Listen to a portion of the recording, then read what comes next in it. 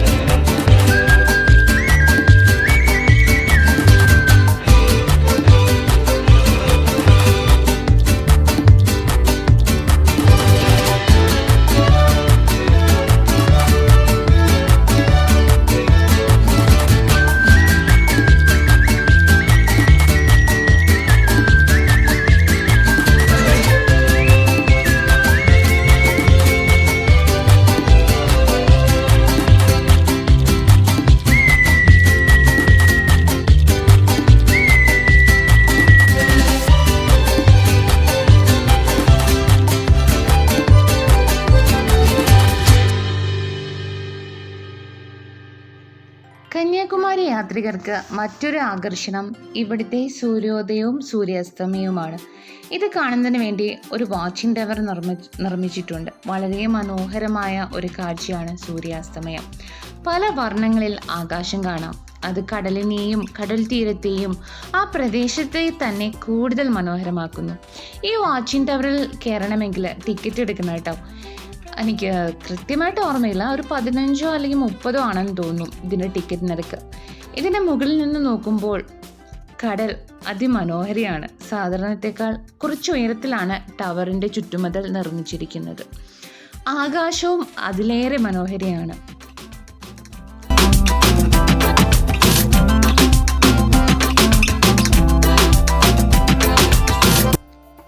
അന്നത്തെ രാത്രി അവിടെയായിരുന്നു. സൂര്യോദയം കാണാൻ അതിരാവിലെ എഴുന്നേറ്റ് റെഡിയായി വന്നു.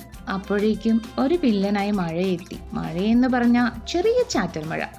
മേഘങ്ങൾ ഉദയസൂര്യനെ മറച്ചു കളഞ്ഞിരുന്നു. എന്നാലും കടലിൻ്റെ ഉള്ളിലേക്കായി നിർമ്മിച്ചിരിക്കുന്ന വഴിയിലൂടെ നടന്നു. മാലയും ചിപ്പിയും മറ്റും വിൽക്കുന്ന കച്ചവടക്കാരും സൈക്കിളിൽ ചായ, കാപ്പി, ബൂസ്റ്റ് തുടങ്ങിയവ വിൽക്കുന്ന കച്ചവടക്കാരും നമ്മളെ സമീപിക്കും.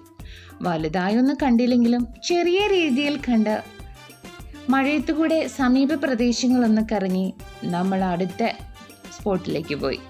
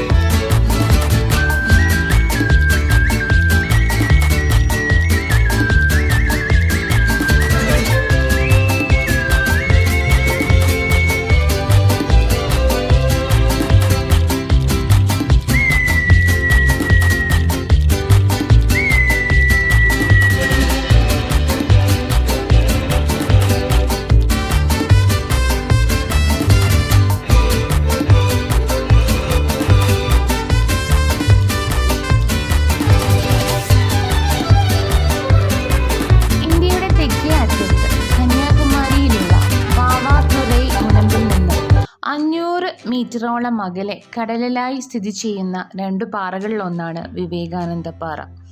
വിവേകാനന്ദ സ്വാമികൾ കടൽ നീന്തിക്കടന്ന് 1892 ഡിസംബർ 23, 24, 25 തീയതികളിൽ ഇവിടെ ധ്യാനിച്ച് ഇരുന്നിരുന്നു എന്നാണ് പറയപ്പെടുന്നത്.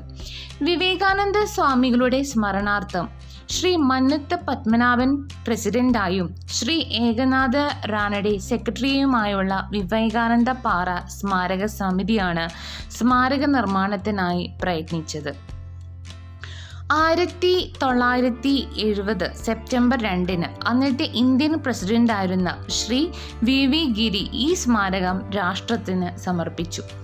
വിവേകാനന്ദ സ്വാമികളുടെ പ്രതിമ സ്ഥാപിച്ചിരിക്കുന്ന വിവേകാനന്ദ മണ്ഡപമാണ് മുഖ്യ ആകർഷണം. സന്ദർശകർക്ക് ധ്യാനിച്ചിരിക്കാനുള്ള ധ്യാന മണ്ഡപവും ഇതിനോടനുബന്ധിച്ചിട്ടുണ്ട്. ധ്യാന മണ്ഡപം ഇന്ത്യയിലെ വിവിധ ക്ഷേത്ര നിർമ്മാണ രീതി സമന്വയിപ്പിച്ച് ഉണ്ടാക്കിയതാണ്. ബംഗാൾ ഉൾക്കടലും അറബിക്കടലും ഇന്ത്യൻ മഹാസമുദ്രവും യോജിച്ച് ഒന്നായിത്തീരുന്ന ത്രിവേണി സമുദ്ര സംഗമം ഇവിടെ നിന്നും കാണാനാകും. വിവേകാനന്ദ മണ്ഡപം, ശ്രീ പാദമണ്ഡപം എന്നിവയാണ് പാറയിലുള്ള മുഖ്യമായ 2 നിർമ്മിതികൾ. കടലിൽ പ്രധാന പാറയ്ക്കരികിലുള്ള മറ്റൊരു പാറയിൽ തിരുവള്ളുവരുടെ ഒരു മഹാദീർഘകായ പ്രതിമയും സ്ഥാപിച്ചിട്ടുണ്ട്. ദേവി കന്യാകുമാരി ഒറ്റക്കാലിൽ നിന്ന് തപസ് അനുഷ്ഠിച്ചിരുന്നുവെന്ന് വിശ്വസിക്കപ്പെടുന്ന ശ്രീ പാദപ്പാറ വിവേകാനന്ദ പാറയിലാണ് ഉള്ളത്. ദേവിയുടേത് എന്ന് വിശ്വസിക്കപ്പെടുന്ന പാദമുദ്ര അഥവാ ശ്രീപാദം ഇപ്പോഴും അവിടെ പൂജിക്കപ്പെടുന്നു.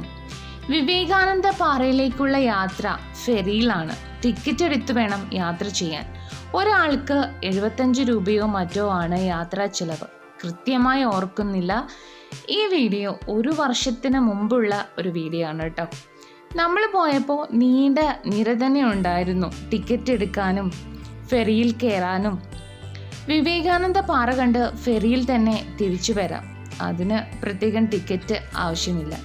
അപ്പോൾ ഇന്നത്തെ വീഡിയോ ഇവിടെ നിർത്തുന്നു. വീഡിയോ ഇഷ്ടപ്പെട്ടാൽ തീർച്ചയായും നിങ്ങൾ എൻ്റെ ഈ ചാനൽ സബ്സ്ക്രൈബ് ചെയ്യുക, വീഡിയോയ്ക്ക് ലൈക്ക് ചെയ്യുക, നല്ല കമൻറ്റ് ഇടുക. അപ്പോൾ വീണ്ടും അടുത്ത വീഡിയോ ആയിട്ട് കാണാം. This is Jiji signing of.